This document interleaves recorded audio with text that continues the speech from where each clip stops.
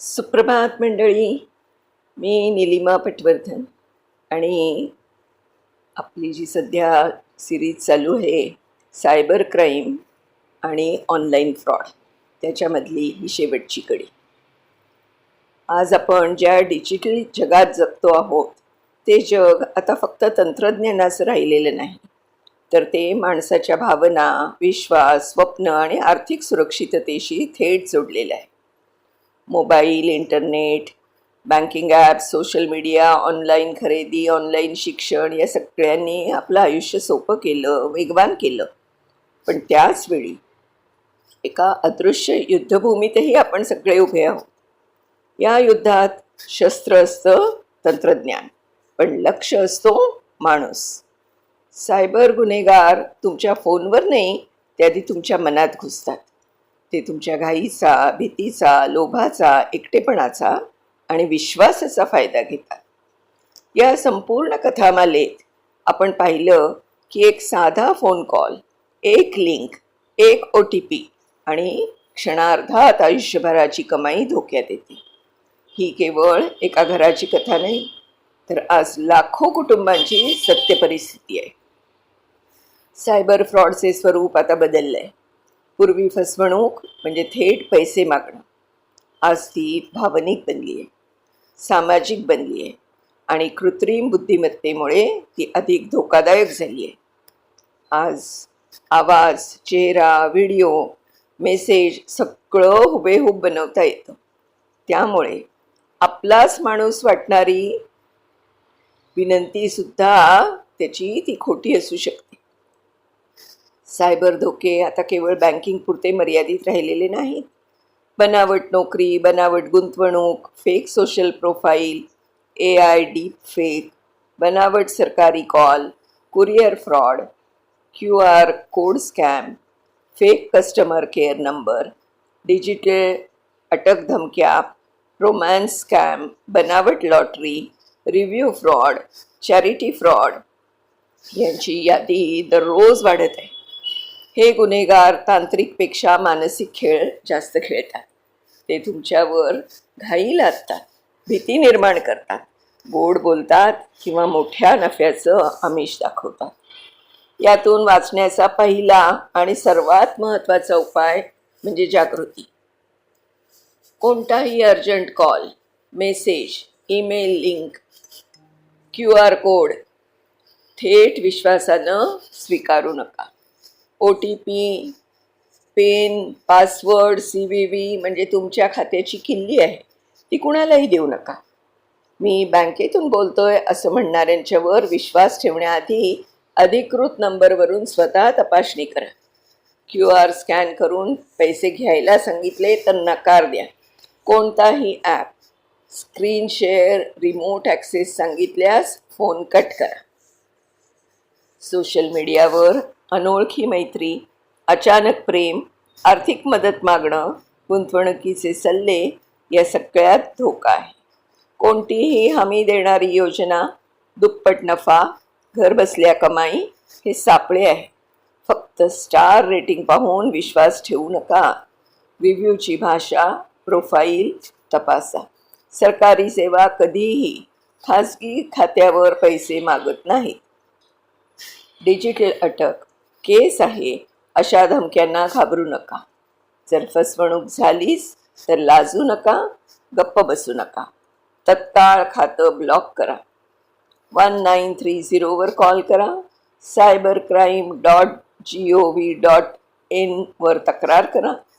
Bank आणि police ठाण्यात अर्ज द्या. वेळेवर तक्रार केल्यास पैसे परत मिळण्याची शक्यता वाढते.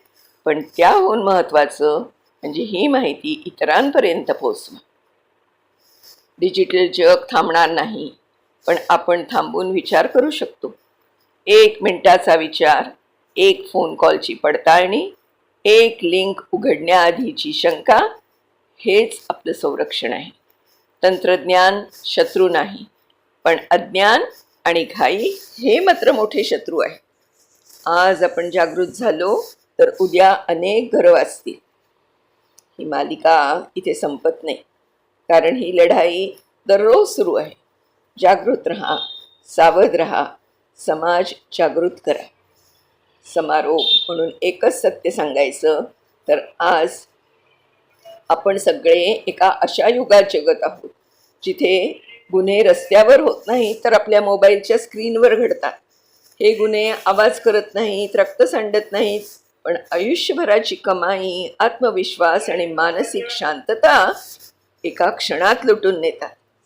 आज सायबर फ्रॉड हा केवळ आर्थिक प्रश्न राहिलेला नाही, तर तो प्रत्येक घराचा सामाजिक आणि मानसिक संकट बनलेला आहे. आपण या संपूर्ण कथामालेत पाहिलं की एक साधा फोन कॉल, एक लिंक, एक OTP आणि संपूर्ण आयुष्य ढासळू शकतं. आज भारतात दररोज हजारो लोक असेच फसवले जातात. फरक इतकाच आहे की काही बोलतात, काही लाजेपोटी गप्प बसतात. पण गप्प बसणं हे गुन्हेगारांचं बळ वाढवतं. आजचा सायबर गुन्हेगार तंत्रज्ञानापेक्षा मानसशास्त्र जास्त वापरतो. तो आधी तुमची भीती ओळखतो, तुमची गरज ओळखतो, तुमचं एकटेपण ओळखतो आणि मग त्याच ठिकाणी वार करतो.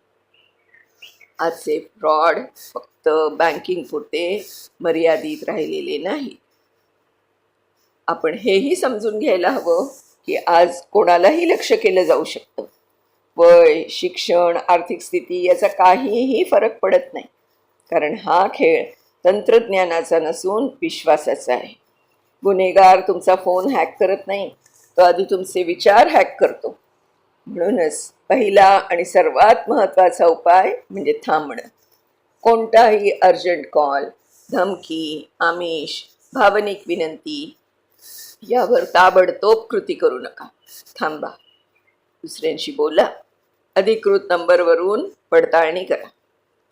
OTP, पिन, CVV, पासवर्ड तुमच्या खात्याची किल्ली आहे, ती कुणालाही देऊ नका. सोशल मीडियावर ओळखी होत असतील, पण विश्वास सावधपणे ठेवा. कोणताही दुप्पट नफा, हमी परतावा, घर बसल्या कमाई हा सापळा आहे.